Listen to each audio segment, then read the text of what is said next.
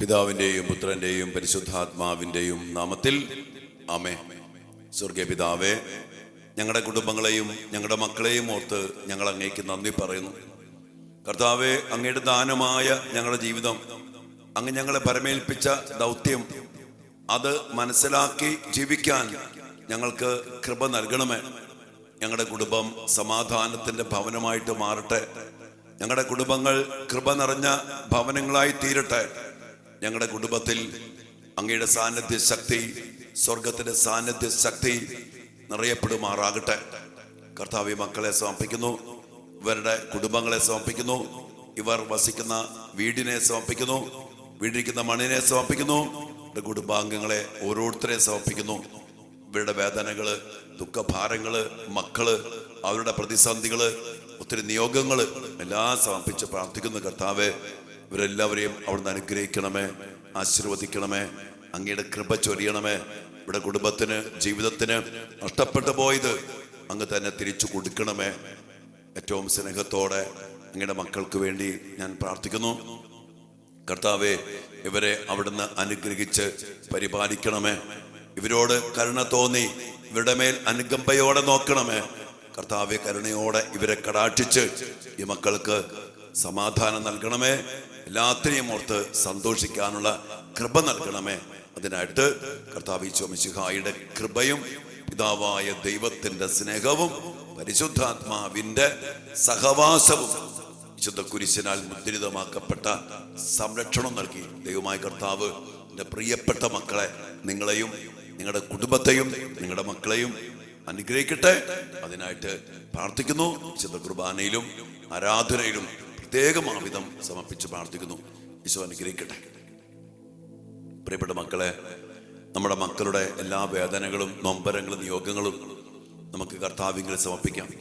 ഓരോ ദിവസവും ഒത്തിരിയേറെ മക്കള് വിളിച്ച് പ്രാർത്ഥിക്കുന്നുണ്ട്.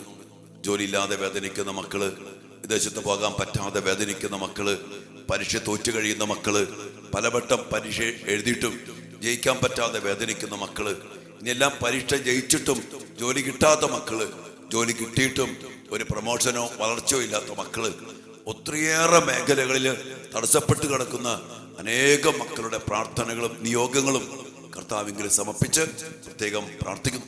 നമ്മൾ ഇന്ന് ചിന്തിക്കുന്ന വലിയൊരു വിഷയം, നമ്മുടെ കുടുംബങ്ങള് മക്കൾക്ക് ഒരു അനുഗ്രഹമായിട്ട് മാറണം. നമുക്കറിയാം, കുടുംബം ഒരു കൃപയുടെ ഒരു വിളനിലമാണ്, കൃപയുടെ ഭവനം. ഒരു വീട് എന്തിനാ ദൈവം തരുന്നത്? ദൈവം നമുക്ക് വേണ്ടി വീട് പണിതു തരികയാണ്. സങ്കീർത്തനത്തിൽ പറഞ്ഞുകൊണ്ട്, കർത്താവ് ഭവനം പണിയുന്നില്ലെങ്കിൽ പണിക്കാരുടെ അധ്വാനം നിഷ്ഫലമാണ്. 127 സങ്കീർത്തനത്തില് വളരെ വ്യക്തമായി പറയാണ്, കർത്താവ് നഗരം കാക്കുന്നില്ലെങ്കിൽ കാവൽക്കാർ എത്ര ഉറക്കം വിളിച്ചിരുന്നാലും അതൊക്കെ നിഷ്ഫലമാണ്. അതായത് കർത്താവ് ഒരു ഭവനം പണിത് നമുക്ക് തരികയാണ്. അതുകൊണ്ട് തന്നെ നമ്മുടെ ക്രൈസ്തവ കുടുംബങ്ങൾ വീട് പണി കഴിയുമ്പോൾ നമ്മൾ വീടിനെ വെഞ്ചരിച്ച് ദൈവദാനത്തെ ഓർത്ത് നന്ദി പറഞ്ഞ് ആ വീടിനെ അവിടുത്തെ നാമത്തിൽ തന്നെ വെഞ്ചരിച്ച് അവിടുത്തെ തിരുഹൃദയത്തിന് പ്രതിഷ്ഠിച്ച് ഒരു പ്രാർത്ഥനയുടെ ഭവനമാക്കി വിശുദ്ധീകരിച്ച് വേർതിരിച്ച് നമ്മൾ സമർപ്പിക്കണം.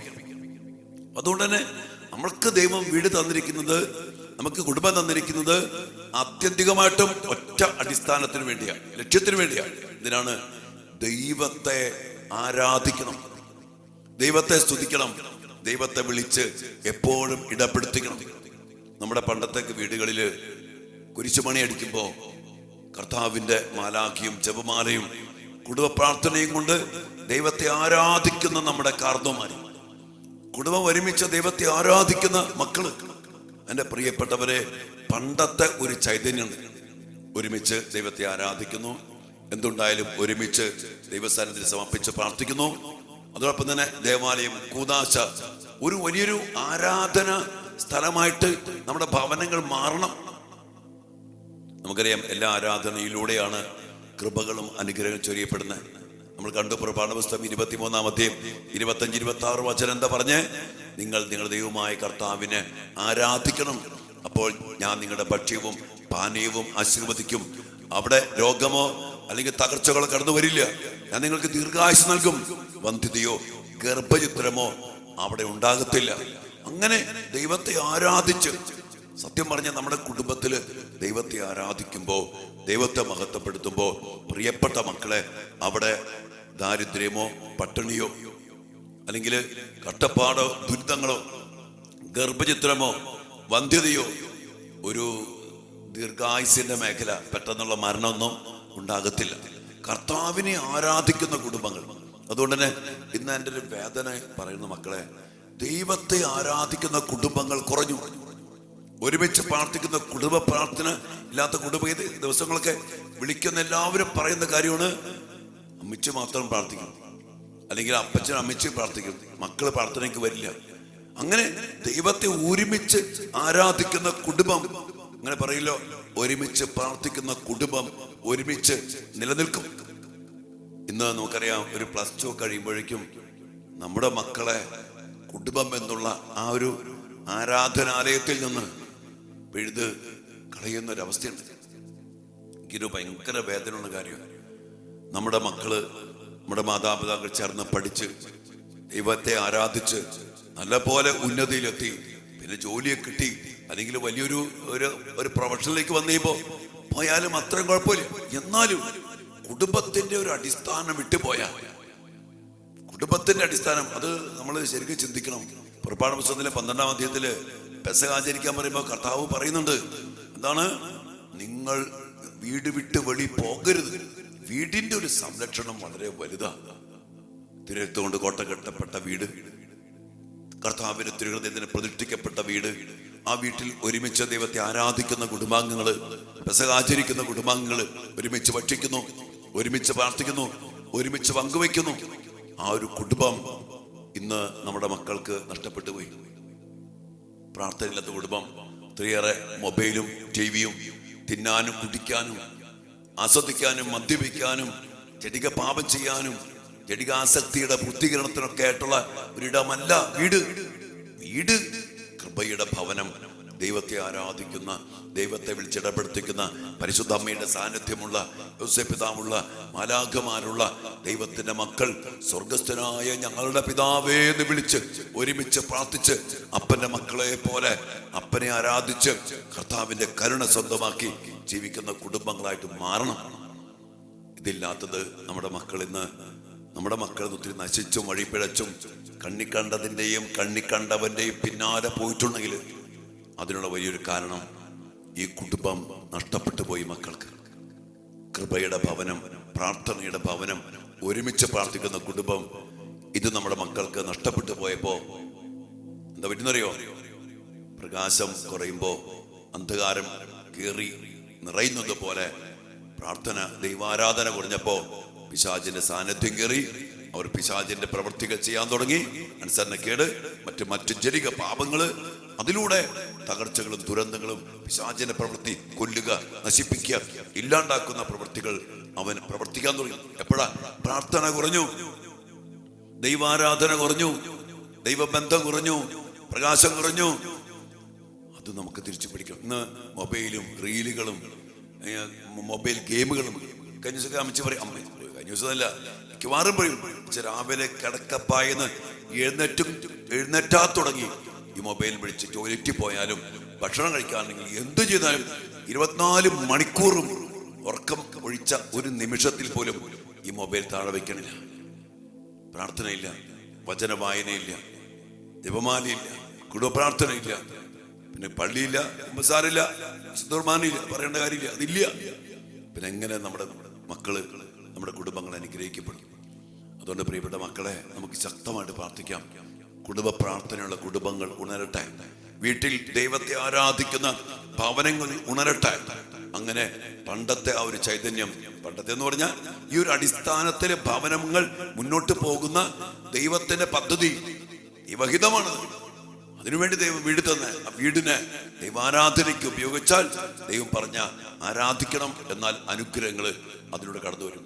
ദൈവത്തെ അനുസ്മരിക്കാൻ വേണ്ടി നമ്മൾ ഇടയാക്കുന്ന ഒരു സ്ഥലമാണ് വീട്. അവിടെ ദൈവം പറയാ, ഞാൻ ഇറങ്ങി വരും. ഒരുപാട് 20-24 പറഞ്ഞ, ഞാൻ ഇറങ്ങി വന്ന് നിങ്ങളെ അനുഗ്രഹിക്കും. ദൈവത്തെ അനുസ്മരിക്കാൻ, ദൈവത്തെ വിളിച്ചപേക്ഷിക്കാൻ, ദൈവത്തെ ആരാധിക്കാൻ, ദൈവം തരുന്ന വീട്ടിൽ നമ്മൾ പ്രാർത്ഥിക്കുമ്പോൾ ദൈവം പറയും, ഞാൻ ഇറങ്ങി വന്ന് നിങ്ങളുടെ കുടുംബത്തെ അനുഗ്രഹിക്കും, മക്കളെ അനുഗ്രഹിക്കും, സകല പ്രവൃത്തികളെയും അനുഗ്രഹിക്കും.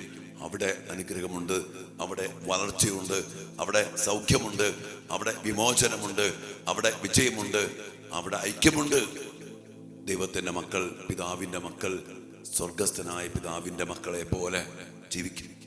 നമുക്ക് നഷ്ടപ്പെട്ടു പോയ ഈ കുടുംബത്തെ തിരിച്ചു പിടിക്കാൻ ഒറ്റ വഴിയുള്ളൂ: കുടുംബ പ്രാർത്ഥന, ദൈവാരാധന, ദൈവത്തിൻ്റെ സാന്നിധ്യം. അത് നമ്മൾ വിളിച്ചപേക്ഷിക്കണം. അതിനുവേണ്ടി നമ്മൾ അനുഗ്രഹിക്കട്ടെ മക്കളെ. പ്രത്യേകമായിട്ട് പ്രാർത്ഥിക്കാം. ഇന്നലെ നമ്മൾ ദിവികാരനെ യാത്രയൊക്കെ ആയിട്ട് തൃശ്ശൂർ ഏരിയയൊക്കെ പോയി ശക്തമായിട്ട് പ്രാർത്ഥിച്ചു. കർത്താവിൻ്റെ സാന്നിധ്യം, കർത്താവിൻ്റെ ശക്തി, കർത്താവിൻ്റെ പ്രവൃത്തികൾ ദേശം മുഴുവനും നിറയപ്പെടാൻ വേണ്ടി പ്രത്യേകം പ്രാർത്ഥിച്ചു. ദൈവം നമ്മളെല്ലാവരെയും അനുഗ്രഹിക്കട്ടെ. അച്ഛന് വേണ്ടി പ്രാർത്ഥിക്കുക. നാളെ മുതൽ ഇവിടെ ധ്യാനം ആരംഭിക്കുകയാണ്. ധ്യാനത്തിൽ പങ്കെടുക്കാനൊക്കെ ആഗ്രഹിക്കുന്ന മക്കള് ബുക്ക് ചെയ്യുക. ഇനി ബുക്ക് ചെയ്തില്ലെങ്കിലും നമുക്ക് നല്ല ഡോർമെറ്ററി സൗകര്യമൊക്കെ ഉണ്ട്. നാളെ വൈകിട്ട് 4 മണിക്കാണ് രജിസ്ട്രേഷൻ തുടങ്ങുക. ഞായറാഴ്ച വൈകിട്ട് 4 മണിക്ക് ധ്യാനം അവസാനിക്കും. ഇതോടൊപ്പം തന്നെ അടുത്ത വെള്ളി, ശനി, ഞായറും അടുത്ത വീക്കെൻഡും ധ്യാനമുണ്ട്. പിന്നെ 28-ാം തീയതി മുതൽ ധ്യാനം വെച്ചിരുന്നത് നമ്മൾ ക്യാൻസലാക്കി. കാരണം ഒത്തിരി കൺവെൻഷനും ഒരു കുട്ടികളുടെ ധ്യാനമൊക്കെ വരുന്നുണ്ട്. അപ്പം അതുകൊണ്ട് പ്രിയപ്പെട്ടവരെ, നമ്മുടെ പൊതുവായ ധ്യാനം ഈ വീക്കെൻഡും അടുത്ത വീക്കെൻഡുമാണ്. അതിനുവേണ്ടിയൊക്കെ പ്രത്യേകം പ്രാർത്ഥിക്കാം. ഞങ്ങൾ നിങ്ങൾക്ക് വേണ്ടി പ്രാർത്ഥിക്കുന്നു.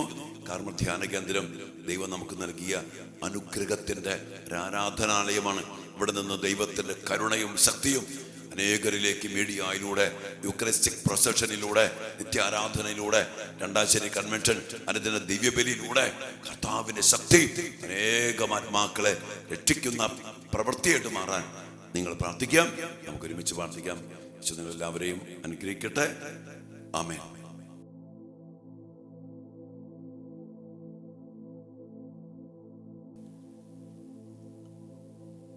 പരിശുദ്ധ പരമ ദിവ്യകാരുണ്യ ഈശോയ്ക്ക് എന്നേരവും ആരാധനയും സ്തുതിയും പുകഴ്ചയും ഉണ്ടായിരിക്കട്ടെ.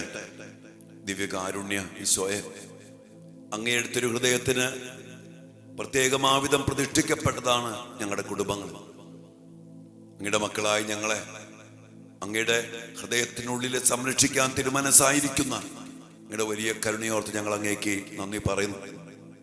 അവിടെ വസിക്കുന്ന ഞങ്ങൾ, ഞങ്ങളുടെ മക്കൾ ഒരുമിച്ച് അങ്ങയെ ആരാധിച്ച്, അങ്ങയെ സ്തുതിച്ച്, അങ്ങയെ മഹത്വപ്പെടുത്തി, അങ്ങയോട് പ്രാർത്ഥിച്ച് കർത്താവെ അനുഗ്രഹിക്കപ്പെടാൻ അങ്ങ് എപ്പോഴും തിരുമനസ്സായിരിക്കുന്നല്ലോ. അങ്ങയെ ആരാധിച്ച് അങ്ങയുടെ മക്കൾ അങ്ങ് ദാനമായി തന്ന വീട്ടിൽ വസിക്കുമ്പോൾ അവിടെ അനുഗ്രഹത്തിന്റെ പെരുമഴ ഞങ്ങൾക്ക്, ഞങ്ങളുടെ മക്കൾക്കും, ഞങ്ങളുടെ മക്കളുടെ പഠനത്തിനും ജോലിക്കും, ഞങ്ങളുടെ കുടുംബജീവിതത്തിനും സാമ്പത്തിക മേഖലകൾക്കും എല്ലാം നൽകുമെന്നും വന്ധ്യതയോ ഗർഭചിത്രമോ അവിടെ ഉണ്ടാകത്തില്ല.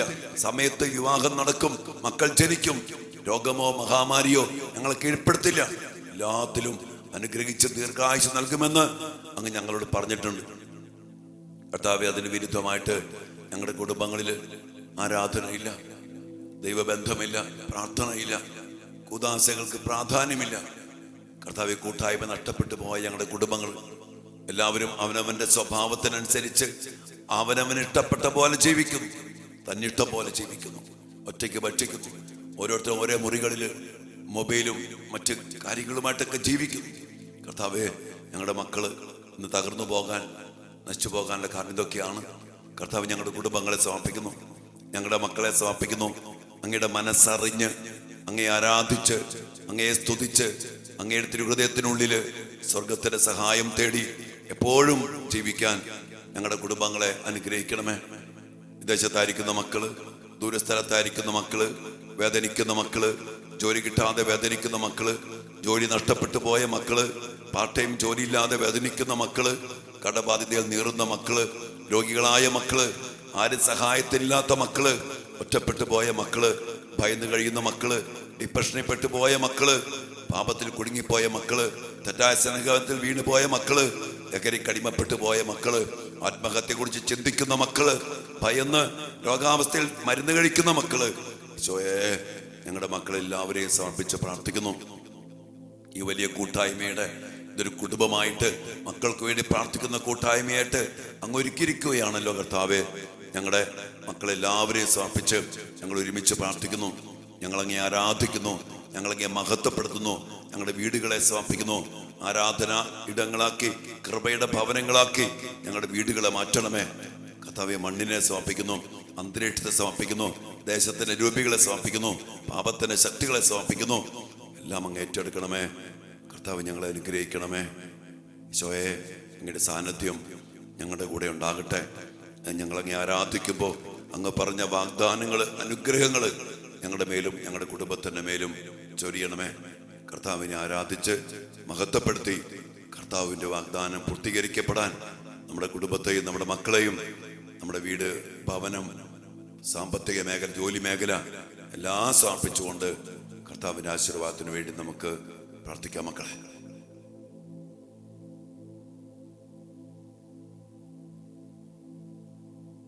പരിശുദ്ധ ശരീരത്താലും വിലയേറിയ രക്തത്താലും പാപത്തിൻ കറകളിൽ നിന്നും മർത്യനു നീ മോചനമേകി സകലേശാ ദിവ്യ കടാക്ഷം തൂകണമേ വത്സല സുതരിൽ നിർമ്മലരായി ജീവിച്ചിടുവാൻ ചിന്തണമേ ദിവ്യവരങ്ങൾ.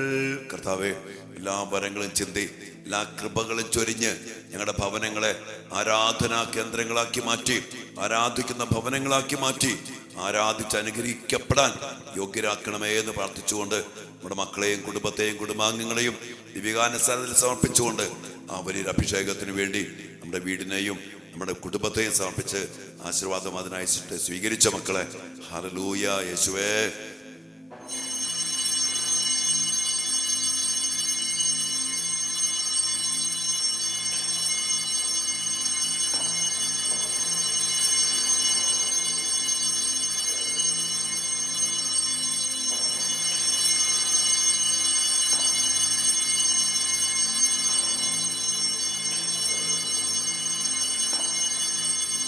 പരിശുദ്ധ പരമ ദിവ്യകാരുണ്യ ഈശോയ്ക്ക് നേരവും ആരാധനയും സ്തുതിയും പുകഴ്ചയും ഉണ്ടായിരിക്കട്ടെ. ദിവ്യകാരുണ്യ ഈശോയെ നോക്കി നമ്മുടെ വീടുകളെ പ്രതിഷ്ഠിച്ചത് ഈശോയുടെ തിരുഹൃദയത്തിലേക്കാണ് മക്കളെ.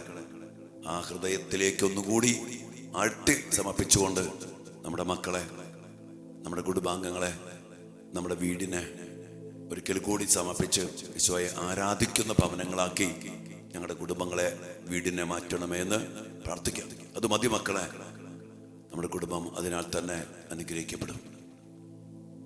ഈശോയെ, ആമേൻ.